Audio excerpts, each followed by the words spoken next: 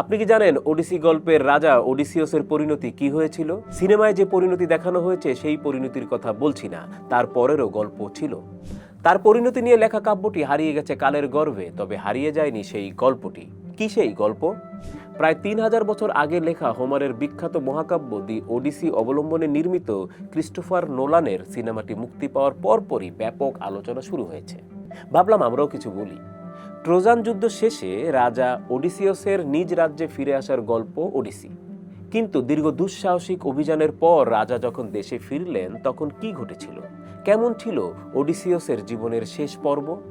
Greek মহাকবি হোমারের লেখা ওডিসির মোট 24টি খণ্ড রয়েছে। এই খণ্ডগুলোতে এই প্রশ্নের উত্তর নেই, তবে রাজার পরিণতি কি হয়েছিল তা নিয়ে কিন্তু লেখা হয়েছিল।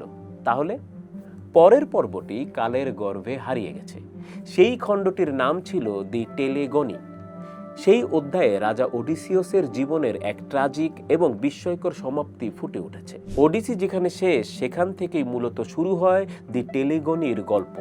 এই কাব্যটিতে আছে রাজার শেষ জীবনের অ্যাডভেঞ্চার এবং তার পুত্র টেলেগোনাসের কাহিনী। কিন্তু মন খারাপ করা কথা হলো, মূল প্রাচীন গ্রিক পাণ্ডুলিপিটির মাত্র 2টি লাইন বর্তমানে টিকে আছে। মজার ব্যাপার হলো এটি হোমার লেখেননি। ধারণা করা হয় গ্রিক কবি সিনাইথন অথবা ইউগামন এটি লিখেছিলেন। ওডিসিয়াসের কিংবদন্তিকে বাঁচিয়ে রাখতেই এই সিকুয়েলটি রচনা করা হয়েছিল। জানার চেষ্টা করা যাক কি আছে শেষ অধ্যায়ে। রাজা ওডিসিয়াস তো দেশে ফিরলেন, তারপর তিনি আবারও অভিযানে বেরিয়েছিলেন। তিনি থেসপ্রোটিয়া নামে এক দ্বীপে পৌঁছান। সেখানে তিনি ক্যালিসাইড নামের এক রমণীকে বিয়ে করেন এবং তাদের একটি পুত্র সন্তান হয়। রাজা সেই দ্বীপে একাধিক যুদ্ধ করেন। রানীর মৃত্যুর পর রাজা ছেলেকে সেই রাজ্যের রাজা করে আবার নিজ দেশে ফিরে আসেন। হোমারের ওডিসিতে আমরা ডাইনি সার্সিকে দেখেছি। রাজার সঙ্গে এই ডাইনির সম্পর্ক তৈরি হয়েছিল এবং তাদের একটি পুত্র সন্তানও হয়। টেলেগনি কাব্যের মূল ট্র্যাজেডি শুরু হয় সার্সি ও সেই পুত্র টেলেগোনাসকে কেন্দ্র করে। টেলেগোনাস বড় হয়ে তার বাবাকে খুঁজতে বের হয়। তার মা সার্সি তাকে দেবতা হেফেস্টাসের তৈরি একটি বিশেষ বর্শা দেয়, যার মাথায় যুক্ত ছিল একটি বিষাক্ত স্টিংরে মাছের হুল। টেলেগোনাসের জাহাজ এসে ভেড়ে ওডিসিয়াসের রাজ্য ইথাকার উপকূলে। ক্ষুধার্ত টেলেগোনাস এবং তার সঙ্গীরা ইথাকার রাজ্যের গবাদি পশু চুরি করতে শুরু করে। এই চুরি ঠেকাতে রাজা ওডিসিয়াস নিজেই চোরদের সর্দার টেলেগোনাসের মুখোমুখি হয়। কেউ কাউকে চেনে না, তার উপর ছিল অন্ধকার। শুরু হয় লড়াই। টেলেগোনাসের বিষাক্ত বর্ষার আঘাতে ওডিসিয়াসের মৃত্যু হয়। মৃত্যুর কোলে ঢলে পড়ার ঠিক আগ মুহূর্তে রাজা জানতে পারেন হত্যাকারী এই তরুণ তারই সন্তান।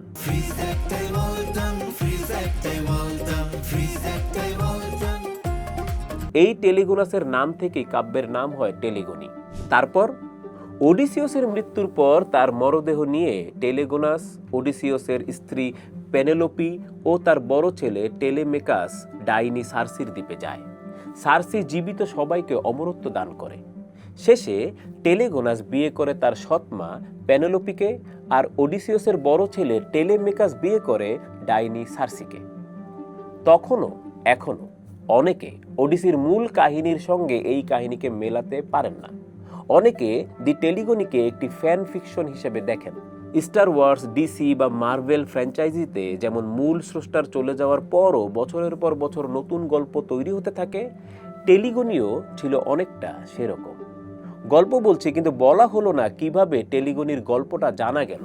কারণ আমরাই তো বললাম পাণ্ডুলিপিটির মাত্র 2টি লাইন টিকে আছে। প্রায় 1500 বছর আগে প্রোক্লাস নামে একজন বিখ্যাত গ্রিক পণ্ডিত ও ব্যাকরণবিদ দি টেলিগনি মহাকাব্যের মূল কপিটি পড়েছিলেন। তখনও পুরো পাণ্ডুলিপি টিকে ছিল।